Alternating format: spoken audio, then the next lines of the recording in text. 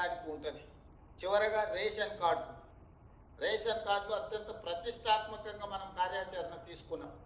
మన తుంగతుర్తిలో పెద్ద ఎత్తున మనం ప్రారంభోత్సవం చేసుకున్నాం. దాదాపుగా ఇప్పటికీ రేషన్ కార్డులకు సంబంధించి మనం చాలా కార్యక్రమాలు తీసుకున్నా రొటీన్గా జరిగిపోతుంది. ఈ రొటీన్గా జరిగే దాంట్లో 7 లక్షల పైన మనం కొత్త రేషన్ కార్డులను యాడ్ చేసి 31 లక్షల మంది దీంట్లో యాడ్ అయినరు. దాదాపుగా ఇప్పుడు రాష్ట్రంలో 96,95,000 రేషన్ కార్డులు ఉన్నాయి. దాదాపుగా 3,10,00,000 మంది రోజు రేషన్ ఉపయోగించుకుంటున్నారు. ఇంతకుముందు రేషన్ కార్డు కానీ రేషన్ షాపులకు కానీ డిమాండ్ లేదు. దొడ్డు బియ్యం ఇచ్చినప్పుడు ఎవరు పెద్దగా దాన్ని పట్టించుకొని దొడ్డు బియ్యం తెచ్చుకున్న సందర్భాలు లేవు. అదేదో బ్లాక్ మార్కెట్లను మిల్లర్స్ ఎవరో కొనుక్కొని ఎవరో పోయేది. ఇప్పుడు ప్రభుత్వం పౌర సరఫరాల శాఖ ప్రజలకందరికీ సన్న బియ్యం ఇవ్వాలని డిసైడ్ చేయడంతో ప్రతి వాడు ఖచ్చితంగా సన్న బియ్యం తీసుకుంటున్నాడు.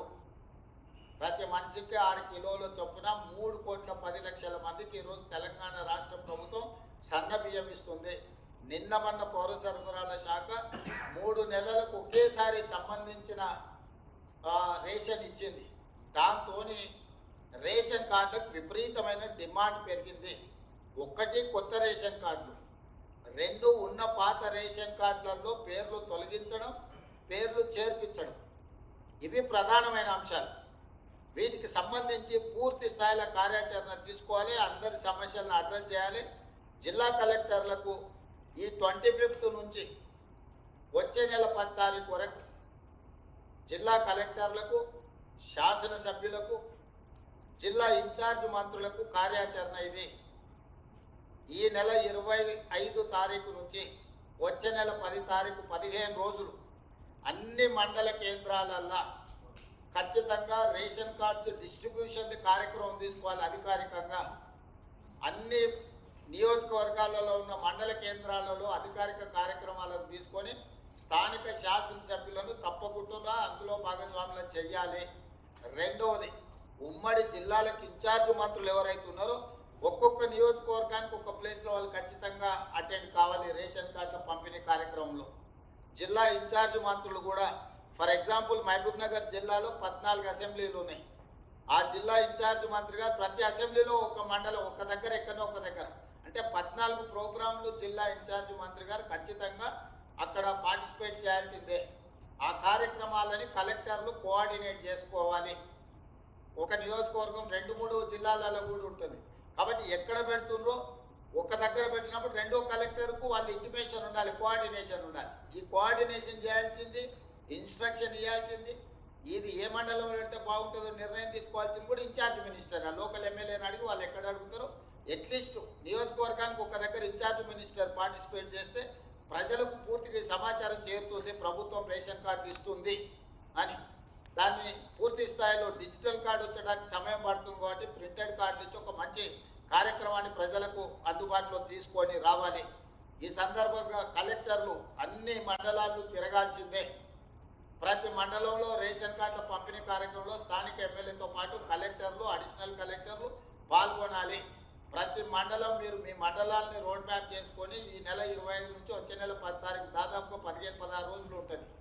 మీకు ఏ జిల్లాలో కూడా 8 మండలాలు, 10 మండలాలు, 15 మండలాలు, 20 మండలాలు, రోజుకు 2 మండలాలు పెట్టుకుంటే కూడా 15 రోజులలో మీరు 30 మండలాలలో తిరగవచ్చు. ఎక్కడైనా కొంచెం అధికంగా ఉంటే 3 పెట్టుకోండి. పక్కన మండలాలు 3 కార్యక్రమాలు చేసుకోవడం కూడా పెద్ద విషయం కాదు. కింద ప్రతి మండలానికి ఒక డిజిగ్నేటెడ్ ఆఫీసర్కు బాధ్యత ఇవ్వండి.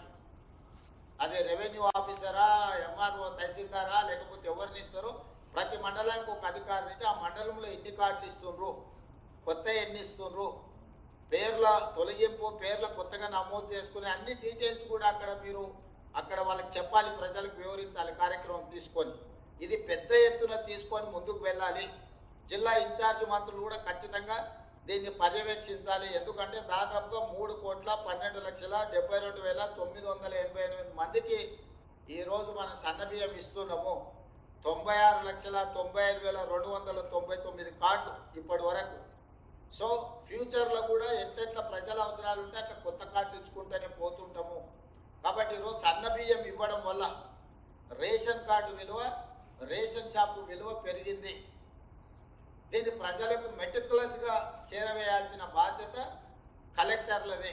కలెక్టర్లు కింద కార్యాచరణ చేసుకొని లోకల్ ఎమ్మెల్యేలకు ఇంటిమేషన్ ఇవ్వండి. ఈ కలెక్టర్లను ఉమ్మడి జిల్లా ఇన్ఛార్జి మంత్రులు పర్యవేక్షణ చేసి వాళ్ళందరితో కూడా మెటిక్యులస్గా దీన్ని చేయించాలి. ఈ కార్యక్రమాన్ని పెద్ద ఎత్తున 25వ తారీఖు నుంచి మీరు ఒక షెడ్యూల్ వేసుకొని ఈ లోపల ఇన్ఛార్జి మంత్రులు కూడా మీ పరిధిలోకి వచ్చే జిల్లా కలెక్టర్లతో మీరు మళ్ళీ ప్రత్యేకంగా జిల్లాలనే పోయి సమీక్ష సమావేశం పెట్టుకోవాలి. అన్ని జిల్లా పాత హెడ్ క్వార్టర్స్ ఏవైతున్నాయో, ఫర్ ఎగ్జాంపుల్ నల్గొండ అంటే నల్గొండ హెడ్ క్వార్టర్స్కి వెళ్తే అన్ని జిల్లాల కలెక్టర్లను అక్కడికి పిలుచుకోండి, వాళ్ళకు ఒక డైరెక్షన్ ఇవ్వండి ఎట్లెట్లా చేయాలనేది. ఖమ్మం ఉమ్మడి జిల్లా ఉంది, ఖమ్మం హెడ్ క్వార్టర్స్లో కార్యక్రమం తీసుకోండి. ఖమ్మం హెడ్ క్వార్టర్ కలెక్టర్ బాధ్యత, ఇన్ఛార్జ్ మంత్రి గారిని మిగతా కలెక్టర్లను పిలిచి కోఆర్డినేట్ చేసుకునేది. It is like that Warangal కానీ ఏదైనా కరీంనగర్ కానీ హెడ్ క్వార్టర్స్ కలెక్టర్, పాత ఉమ్మడి జిల్లా హెడ్ క్వార్టర్స్ కలెక్టర్ మిగతా కలెక్టర్లతో సమన్వయం చేసుకోవాలి, ఆ జిల్లా మంత్రులతో సమన్వయం చేసుకోవాలి, ఇన్ఛార్జ్ మంత్రులతో సమన్వయం చేసుకొని మీరు కార్యాచరణను తీసుకొని ఈ నెల 25 నుంచి వచ్చే నెల 10 తారీఖు లోపల టోటల్గా మీరు షెడ్యూల్ వేసుకొని ఈచ్ అండ్ ఎవ్రీ మండలికి ఒక ఆఫీసర్ని బాధ్యత వేసి మీరు కార్యాచరణ చేసుకొని ఈ జిల్లా ఇన్ఛార్జ్ మంత్రి ప్రతి నియోజకవర్గంలో ఏదో ఒక దగ్గర పార్టిసిపేట్ చేసేటట్టు కార్యాచరణ చేసి హెడ్ క్వార్టర్స్ కలెక్టర్ని కోఆర్డినేట్ చేయాలి. ఇది లేకపోతే ఏమవుతుందంటే ఎవరిని కోఆర్డినేట్ చేస్తున్నారు, ఎవరు పర్యవేక్షిస్తున్నారు, ఎవరు కోఆర్డినేట్ చేస్తున్నారు, ఏం జరుగుతుందో కమ్యూనికేషన్ గ్యాప్ ఉంటే ఇది ఇబ్బంది అవుతుంది. కాబట్టి ప్రజలకు క్లియర్గా చెప్పండి, రేషన్ కార్డులు పంచడం అనేది నిరంతర ప్రక్రియ, ఎవరు ఆందోళన చెందాల్సిన అవసరం లేదు.